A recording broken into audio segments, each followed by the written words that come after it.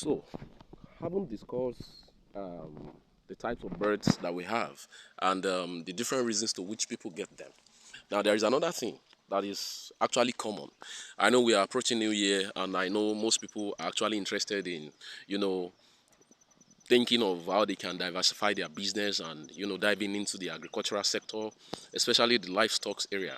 It's actually a productive sector, and it's very, very profitable. All right, but the basic thing is that before you go into it, for as long as you don't have the prerequisite knowledge or the basic skills, it's very, very important for you to sort out for somebody who knows a little bit about it. And as well, you need to equip yourself with all this basic knowledge so that by the time you are engaging into all this production, at least there are some management skills that you would have been acquainted with, and it will be easy for you you know to go alongside.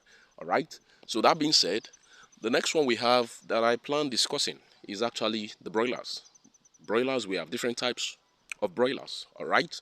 We have the breeds of broilers. All right. There are some breeds of broilers that they grow within 3 weeks. Within 3 weeks, they move up very fast. You understand? There are some, it takes a while. For the first 3 weeks, for the first 4 weeks, they may not really accumulate muscles like that. You understand? And there are some, it is after 3 months, that's when they accumulate muscles. All right. So we have different breeds of broilers. So in sorting out for your broilers, you need to have it in mind what your intentions are. All right. So if your intention is to sell them, there is what we call in selling them, and in terms of production, there is what we call all in and haul out. All in and haul out simply means that these birds you are selling them after 3 weeks or after 4 weeks. All right, that's when you are selling them from day old to 4 weeks. So the second one we have is the table size. The table size simply means that you are selling them at the states where they are edible. And oftentimes, when you're engaging in intensive management, this means that you will be selling them at least after 9 weeks or 12 weeks maximally, provided you feed them very well. So all these factors will should be considered when sorting out for the kind of broilers you are going for. All right. And another thing is that you need to check out on your locality, your location. Okay, the condition of the weather there, even the current season, the current weather you have. Is it rainy season? Is it dry season? All these are factors that you need to put together as well.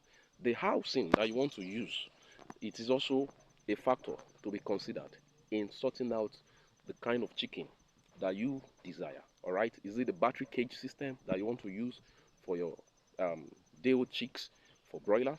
Is it the deep litter system? And you have to put in consideration that at their early stage they need heat. All right, so all these and among other factors are things you need to consider before sorting out for your birds. That is for broilers. Secondly, another salient point about broilers is this: broilers has the capacity to grow very, very fast within short period of time. What do I mean? Broilers can attain table size within 3 months or less than 3 months, provided you give them great management, intensive management. All right. So in short, in their genetics are made up. They have the capacity to convert your food, your nutritious food, into muscle within short period of time. And whereas we have cockerels, cockerel is actually the opposite of broilers. What does cockerel do? This is what cockerel does. In their genetic makeup, it takes them a longer time for them to accumulate muscles. All right, that is, their feed conversion ratio to muscle is very, very slow. All right, because it actually, even if you feed them, if you give them broilers feeds, it will still take a longer time for them to change it or to convert it to muscle. So that is for cockerel, and they also have their own advantage. Part of the advantages of cockerel is that cockerel is very hardy. All right, especially when you maintain biosecurity measures very well. Cockerel is very, very hardy. It's not really easy for them to die, things like that. Okay, whereas broilers, they are not really that hardy. They are more like ajebo. You understand? They are not really that strong, but nevertheless, if your management is okay, you are good to go. So the next one we have is also noiler. So noiler is actually a new breed that actually carry what's it called?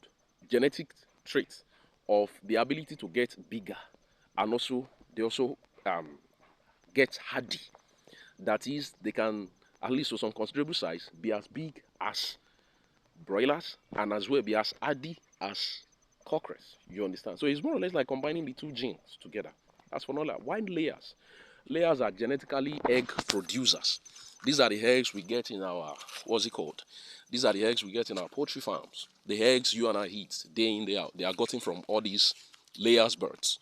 All right? So the layers birds, primarily what they do is when you give them, there is a feed called layers match. When you feed them at the state of their productive life, when you give them layers match, oh, you see them, they keep on giving you all these eggs every day.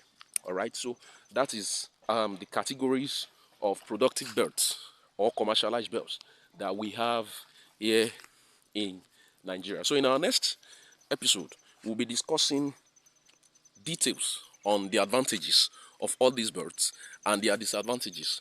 And as a starter, as one who has interest in the food industry or in the poultry industry, which one do you tend to go for?